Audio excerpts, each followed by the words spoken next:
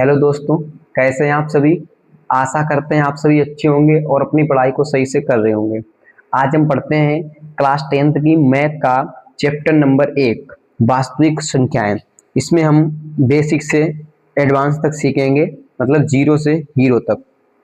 ठीक है, तो जैसे वास्तविक संख्याएं क्या होती हैं, तो परिमेय या अपरिमेय संख्याएं वास्तविक संख्याएं आपकी कहलाती हैं। चाहे परिमेय हो चाहे अपरिमेय हो, उन्हें सब क्या कहते हैं, वास्तविक संख्याएं कहते हैं। जैसे अगर हम वास्तविक संख्याओं की बात करें तो वास्तविक संख्याओं में कौन कौन सी संख्याएं आती हैं, तो वास्तविक में चाहे आपकी परिमेय हो चाहे आपकी कैसी हो, अपरिमेय हो, सब किस में आएंगी, आपकी वास्तविक संख्याओं में आएंगी। जैसे माइनस का 1 कोमा 1 कोमा 3 अंडर रूट 2/5 डेड डैश। इसी प्रकार की, जैसे ये परिमेय है, ये आपकी परिमेय है, लेकिन ये आपकी कैसी है, अपरिमेय है।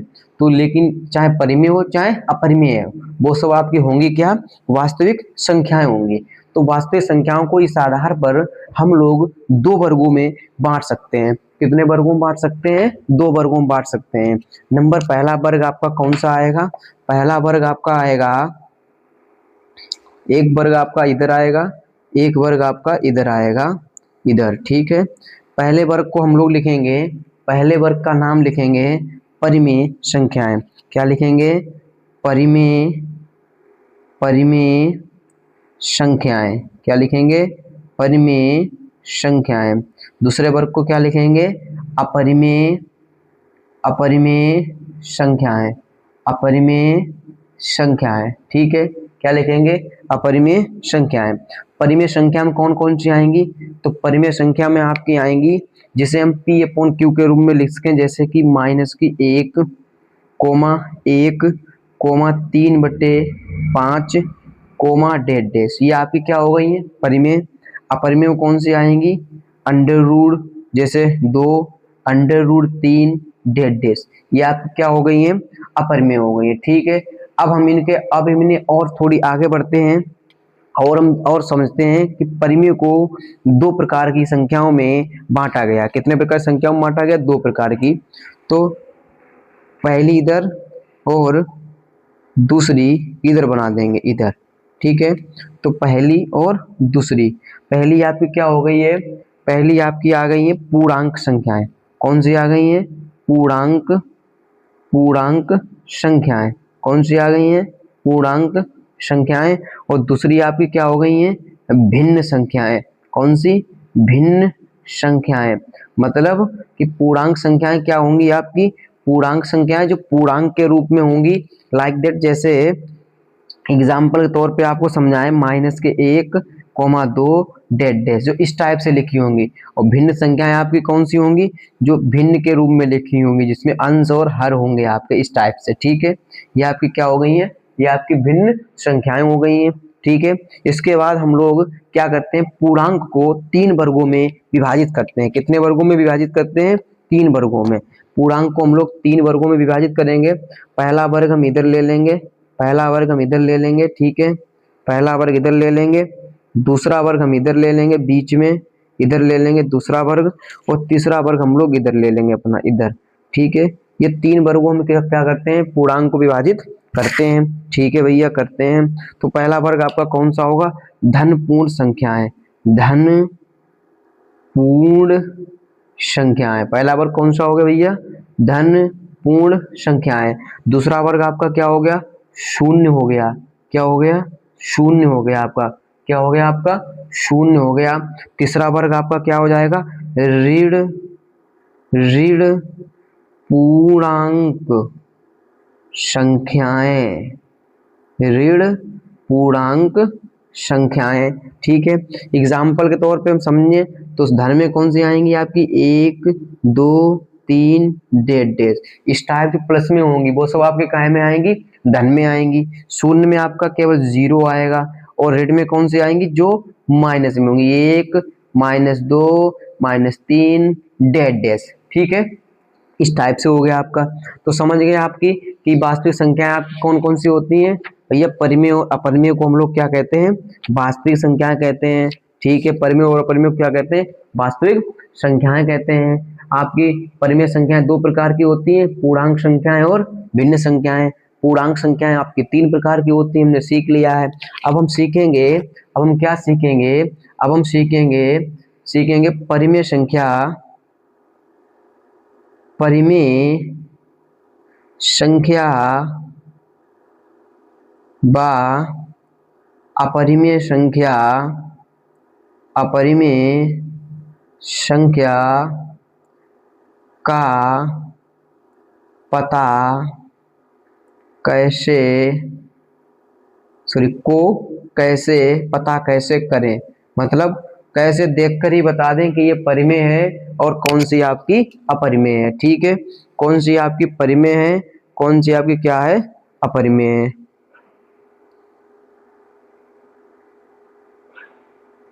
ठीक है, तो अभी हम बता रहे हैं आपको परिमेय और परिमेय के लिए आपको करना क्या है।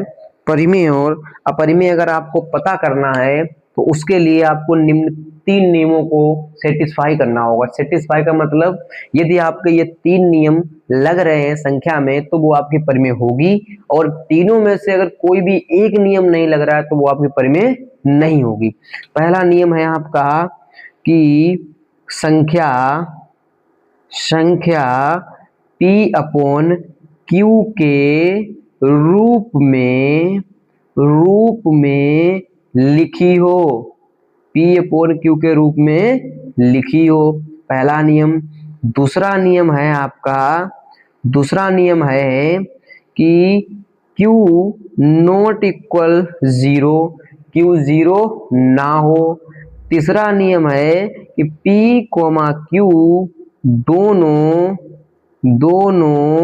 दोनों आपके क्या हो, दोनों पूर्णांक हो, क्या हो, पूर्णांक हो। ठीक है, दोनों क्या हो आपके, दोनों पूर्णांक हो। ठीक है, ठीक है, अगर ये तीनों नियम किसी में आपके लागू होते हैं तो वो संख्या आपकी कैसी होगी, परिमेय होगी। अब हम एग्जाम्पल के तौर पे आपको समझाते हैं। ठीक है, जैसे कि यहाँ समझ लें इसका एग्जाम्पल, इधर हम अगर इसका एग्जाम्पल समझें तो समझे इसका एग्जाम्पल आपका क्या है। मैंने आपसे कहा बताइएगा 4/5 परिमेय है या फिर अपरिमेय है। तो पहला नियम क्या है आपका कि भैया ये P/Q के रूप में लिखी, हाँ भैया लिखी है। नीचे वाला 0 है, नहीं है, तो ये भी सही है। और क्या आपके दोनों पूर्णांक है, हाँ भैया है, तो ये भी सही है। तो ये कैसी संख्या है, ये परिमेय है। कैसी है, परिमेय है। अगर हम आपसे पूछे √3/2 ये कैसी है, तो देखो पहले तो ये P/Q में लिखा, हाँ भैया लिखा है। नीचे Q जो है 0 है, नहीं है, सही है। लेकिन P और Q दोनों पूर्णांक नहीं है, क्योंकि पूर्णांक में क्या आते हैं देख लो, पूर्णांक संख्या है कौन सी आती है आपकी, -1 से लेके, मतलब माइनस इनफाइनाइट से लेके प्लस के इनफाइनाइट तक रूट वाली संख्याएं पूर्णांक संख्याओं में नहीं आती हैं। जब नहीं आती हैं तो ये नियम आपका लागू नहीं होता है। तो ये आपकी कैसी है, तो ये आपकी कैसी है, अपरिमेय है। कैसी है, अपरिमेय है। ठीक है, ठीक है भैया, आगे देखते हैं क्या है इस चैप्टर में और। ठीक है, तो आपने परिमेय अपरिमेय और वास्तविक संख्याओं के बारे में समझ लिया होगा। अब हम समझते हैं, चलते हैं अपनी प्रश्नावली की तरफ, और प्रश्नावली के हम लोग आज सवाल सोल्व करते हैं।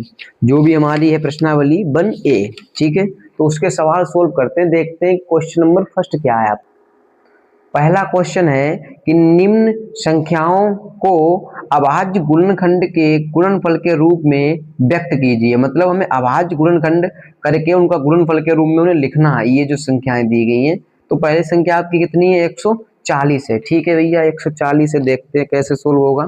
तो हमने डाल लिया एक्सरसाइज 1A। ठीक है, ठीक है भैया, क्वेश्चन नंबर हमने डाल लिया फर्स्ट का फर्स्ट। क्या है आपका, 140 के हमें अभाज्य गुणनखंड करने हैं। ठीक है, करेंगे हम। तो हमने डाला हल, करिएगा।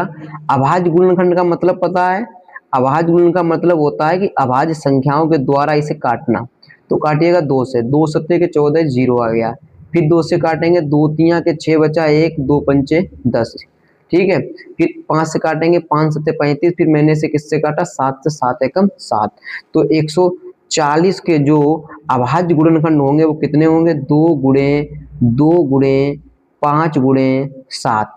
या करके हम इसे कैसे लिख देंगे, या करके लिख देंगे हम इसे 2 की पावर 2 गुणे 5 गुणे 7। दोनों प्रकार समझते चलिए, क्योंकि ये आपके पेपर में दोनों तरीके से पूछ देते हैं आपसे। ठीक है, अगला है इसका 156। दूसरा आपका कौन सा है, दूसरा है आपका 156। तो 156 के गुणनखंड हम लोग करेंगे 156 के, तो 156 के करेंगे अभाज्य गुणनखंड। तो 156 के 2 से कट के रहेंगे, 2 सत्ते के 14, हासिल का 1 बचा 16 हो गया, 2 अट्ठे 16। ठीक है, फिर 2 से काटेंगे, 2 तिया 6 बचा 1, 2 नेम 18। ठीक है, फिर 3 से काटेंगे, 3 एकम का 3, 3 दिन के 9, फिर 13 से काट देंगे, 13 एकम 13। तो 156 के आपके जो अभाज्य गुणनखंड हैं वो कितने हैं, 2 गुणे 2 गुणे 3 गुणे 13। या करके इसको भी कैसे लिख देंगे, 2 की पावर 2 गुणे 3 गुणे 13। ठीक है, क्वेश्चन नंबर 2 समझ में आ गया। अब इसका हम क्वेश्चन नंबर 3 देखते हैं। कौन सा देखते हैं, 3। तो थर्ड वाला देखते हैं हम लोग कि इसका क्वेश्चन नंबर थर्ड क्या है। तो क्वेश्चन नंबर इसका थर्ड है, हमें 3825 के गुणनखंड करने हैं।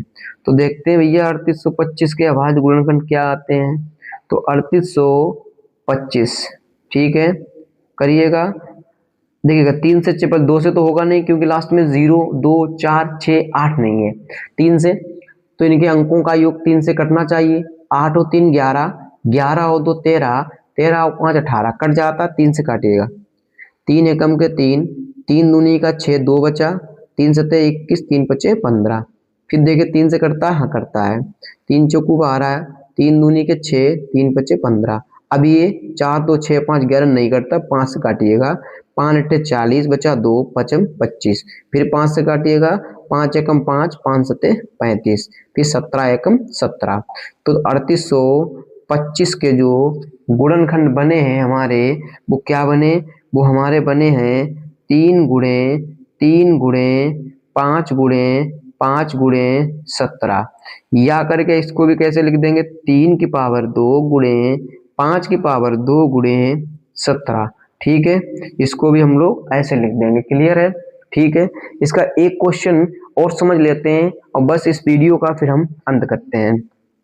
तो चौथा इसका क्वेश्चन है आपका 50, मतलब सॉरी 5005, 5005। तो 5005 की गुणनखंड करें तो 5005,